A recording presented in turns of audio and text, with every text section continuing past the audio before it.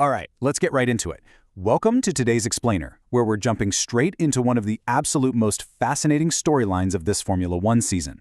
We are looking at exactly how the reigning champions, Oracle Red Bull Racing, are tackling the massive 2026 rule changes as they head into the incredibly demanding Dutch Grand Prix at Zandvoort. We are in a totally new era of F1 cars now, and watching how a top-tier team adapts to it at such a specific, tricky track is just brilliant. So think about it for a second. How do you actually prepare for Zandvoort in this wild new era?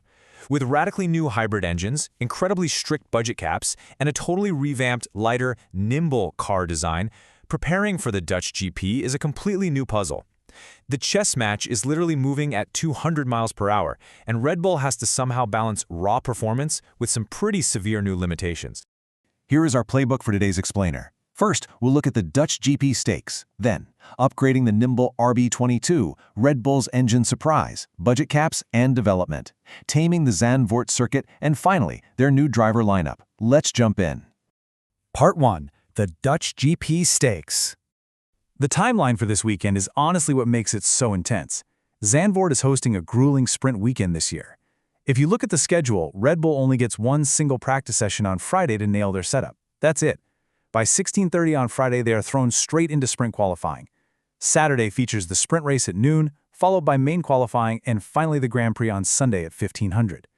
In a year where these cars are completely brand new, having just 1 hour of practice to find the perfect setup for a tricky track like Zandvoort, that puts an immense amount of pressure on the team and the drivers. Moving on to Part 2, upgrading the nimble RB22. 724 kilograms. That is the new minimum weight limit for 2026, which is down a massive 30 kilograms from previous years. To put that into perspective, a 30-kilo drop is kind of like kicking a fully grown golden retriever out of the cockpit. In F1 terms, it's a huge win for agility, but it has proven to be an incredible engineering hurdle as teams desperately try to fit the required battery dimensions into a much lighter chassis. The car feels more alive for sure, but is way trickier to drive on the absolute limit. So to combat these weight and handling issues that Max Verstappen has been wrestling with all season, Red Bull has brought a significant upgrade package to the RB22. They've reprofiled the sidepod inlet for better cooling. They've brought a revised floor, adjusted the rear suspension to boost local aerodynamic load, tweaked the rear wing, and optimized the exhaust tailpipe. It is a massive mid-season push to condition the airflow and give the drivers more predictable grip. But, here's where it gets complicated. These upgrades must work in tandem with the new 2026 Active Aero system, which, as you know, completely replaced DRS. Drivers now have to constantly switch between straight mode, where the wings flatten out to cut drag, and corner mode, where they steepen to push the car into the track. Red Bull's upgrades are specifically designed to maximize efficiency during that exact transition. When you're watching on Sunday, seriously, keep an eye on those wings snapping into corner mode right before the heavy braking zones. It is a fascinating visual. Okay, Part 3, Red Bull's engine surprise. Let's look under the hood for a minute. The 2026 rules mandate a true 50-50 power split. The traditional combustion engine, running entirely on sustainable fuel now, produces roughly 400 kilowatts of power. Meanwhile, the electric MGU-K motor has been massively upgraded to deliver 350 kilowatts. This means the electric side of the car is now doing nearly as much work as the fuel-burning engine. It is a radical departure from everything we've seen in the past.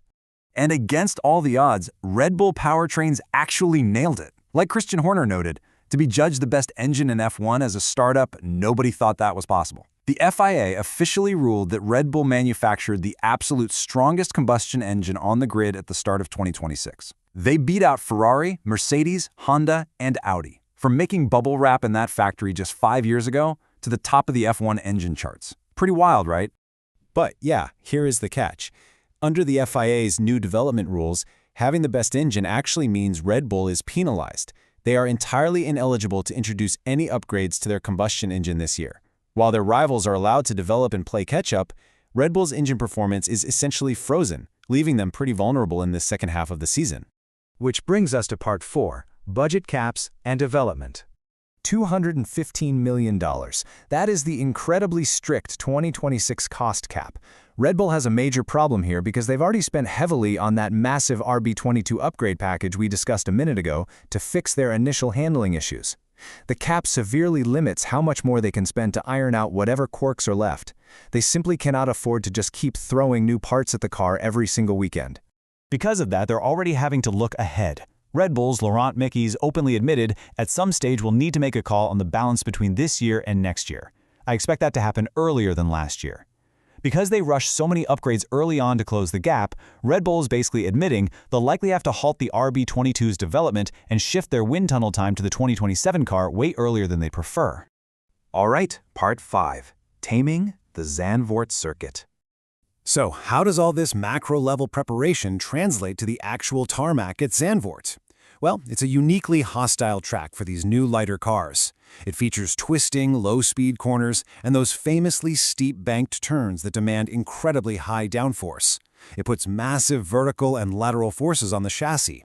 Plus, because the track is literally right on the coast, sand from the nearby beaches constantly blows onto the surface. It creates this low-grip environment that can catch drivers out in an absolute instant. To handle this nightmare, Pirelli is bringing their medium-range tires, the C2, C3, and C4 compounds. The goal here is to balance the desperate need for grip on a sandy track against the severe degradation caused by those high-load corners. Pirelli anticipates this is going to favor a two-stop strategy, just to protect the tires against excessive overheating. Now this is absolutely crucial, the concept of lift-off regen. With the new 50-50 engine split, managing battery life is literally everything. Zandvoort is super tight and twisting, meaning there aren't many long straights to naturally recharge the battery. Drivers are going to have to actively lift off the throttle early before braking zones to spin the generator and harvest energy. Managing that battery life, deciding exactly when to save and when to spend energy for an overtake will 100% be the defining strategic battle in the Dutch dunes. And finally, part 6, the new driver lineup. Red Bull recently dropped a massive announcement. Isack Hadjar has officially stepped up to partner with Max Verstappen for the 2026 campaign. This creates a totally fresh, highly scrutinized dynamic in that garage. Hadjar is under immense pressure. He has to learn this complex 2026 machinery lightning fast, especially on a chaotic sprint weekend, all while providing the vital setup data the team desperately needs. Talk about being thrown to the lions, right? And then, of course, on the other side of the garage, there's Max Verstappen. Max recently wrestled an underperforming, difficult RB22 to a very hard-fought second place in Hungary. He wasn't entirely happy with the car there, and now he arrives at his home race. He is really going to have to dig deep and use every single ounce of that famous car control to manage the lighter weight, the active aero, and the heavy battery regen to secure a win in front of his home crowd. So, that wraps up our explainer on Red Bull's master plan for Zandvoort. I want to leave you with this provocative thought. Will Red Bull's early resource spend under the budget cap cost them the championship in the final stretch as other teams catch up?